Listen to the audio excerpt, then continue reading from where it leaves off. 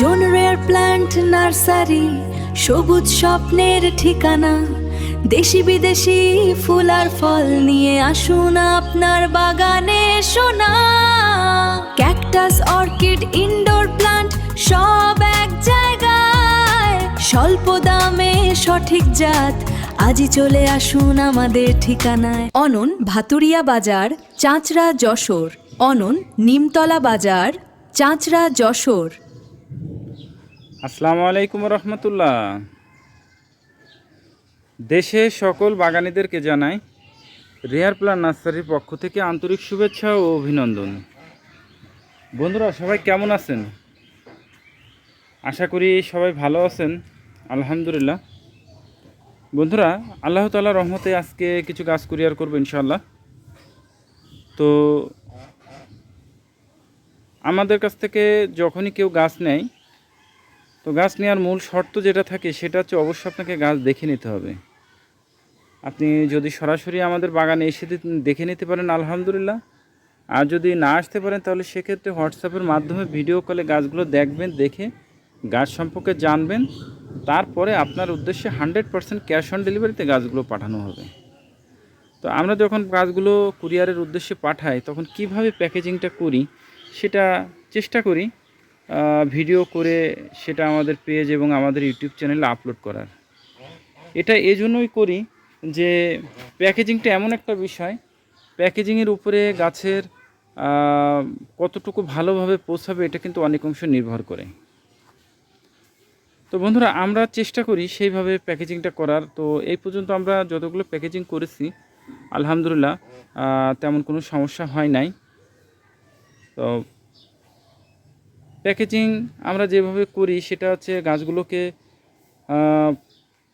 নলিতে ফার্স্টে পেঁচিয়ে নিই, পেঁচিয়ে নেওয়ার পরে এরপরে গাছগুলোকে পানিতে ভিজায় তারপরে হচ্ছে গাছগুলোকে বস্তার মধ্যে সেট করে তারপরে চতুর্পাশে টোন দিয়ে বেঁধে দিয়ে এরপরে ভিতরে আমরা চটা দিয়ে দিই যাতে গাছটা বাতাসে গাছটা যাতে ভেঙে না যায়, এই জন্য ভালো করে একটা চটা দিয়ে দিই।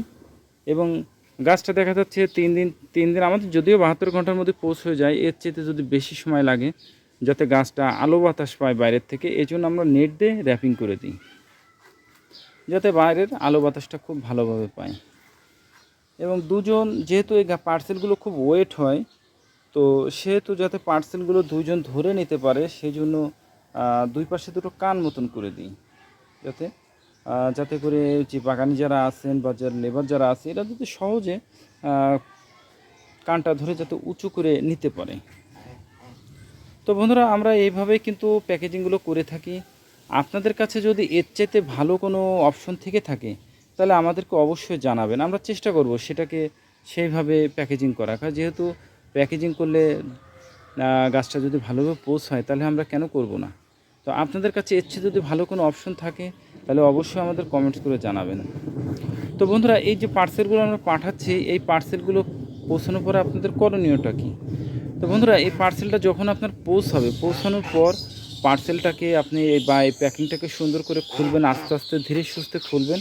খোলার পরে এরপরে এই গাছগুলোকে বের করে গাছের নিচে ছায়াতে রাখবেন। ঠিক এই দেখুন যে গাছ রয়েছে গাছের নিচে ছায়াতে রাখবেন।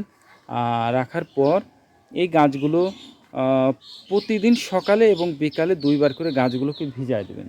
ঠিক 3 দিন ভিজালে আপনারা গাছগুলো অনেকটা রেস্ট পেয়ে যাবে। 3 দিন পর আপনারা চাইলে গাছগুলো লাগাইতে পারেন।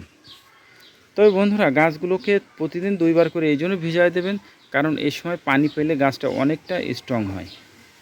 এবং গাছগুলো যদি পাতাগুলো সব ঝরে পড়ে যায় তাহলে কিন্তু খুব ভালো। বন্ধুরা, এজন্য ভালো গাছের পাতা যদি ঝরে যায় তাহলে নতুন করে আপনার পাতা বের হবে। আর যদি পাতা যদি না ঝরে তাহলে মনে করবেন সে গাছটা পাতা থাকবে কিন্তু লেটে পাতা আসবে। এরপর 3 দিন পরে কিন্তু আপনার গাছগুলো লাগানোর উপযোগী হয়ে যাবে। তো তখন আপনারা লাগানোর ক্ষেত্রে খেয়াল রাখবেন, যদি 3 দিন পরে যদি না লাগাইতে পারেন যে আমার ব্যস্ততা আছে এখন লাগাবো না, সেক্ষেত্রে আপনারা গাছগুলোকে রোদে রেখে দেবেন এবং প্রতিদিন আপনারা 2 বার করে পানি দেবেন, সকালে এবং বিকালে 2 বার করে পানি দেবেন যাতে গাছ কোনো অবস্থাতে না শুকায় যায়। তবে চেষ্টা করবেন 3 দিন পরে লাগাই দেওয়ার, কারণ 3 দিন পরে দেখা যাচ্ছে থাকলে কোনো কারণবশত যদি মাটি তে পানি দেওয়া মিসিং হয়, তাহলে সেক্ষেত্রে গাছগুলো কিন্তু মারা যাওয়ার সম্ভাবনা থাকবে। এজন্য আপনারা চেষ্টা করবেন 3 দিন পরে লাগাই দেওয়ার। এবং লাগানোর সময় খেয়াল করবেন যে আপনারা কখনোই যেন কোনো রাসায়নিক সার ব্যবহার করবেন না। 3 ভাগে 2 ভাগ মাটি, 1 ভাগ পচা গোবরের সার, এটাকে মিক্সচার করে আপনারা গাছটা লাগাবেন। যদি ছাদে লাগান তাহলে ছাদে, আর যদি নিচে লাগান, নিচে লাগানোর ক্ষেত্রে আপনারা উঁচু জায়গাতে লাগাবেন, রোদযুক্ত উঁচু স্থানে আপনারা গাছগুলো লাগাবেন। আর আরও যদি আপনারা বিস্তারিত জানতে চান তাহলে আমাদের পেজে এবং আমাদের ইউটিউব চ্যানেলে একটা ভিডিও দেখবেন, দেখলে আপনারা টোটাল পরামর্শ আপনারা পেয়ে যাবেন। কিভাবে রেস্টে দিবেন, কিভাবে মাটি প্রস্তুত করবেন, কিভাবে স্থান নির্বাচন করবেন, কিভাবে গাছটা লাগাবেন, সম্পূর্ণ গাইডলাইন ইনশাল্লাহ আমাদের পেজে পেয়ে যাবেন। পেজেও আছে, আমাদের চ্যানেলেও আছে, আপনারা পেয়ে যাবেন। তো বন্ধুরা,